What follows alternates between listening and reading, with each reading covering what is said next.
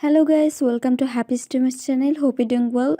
In this video, I'm gonna show you how to download Facebook videos. So guys, at first go to your Facebook. Now select the video that you want to download. So suppose I am selecting this one. Now tap on the three dot icon beside the video. Now tap on copy link. Now go back and go to your Google browser.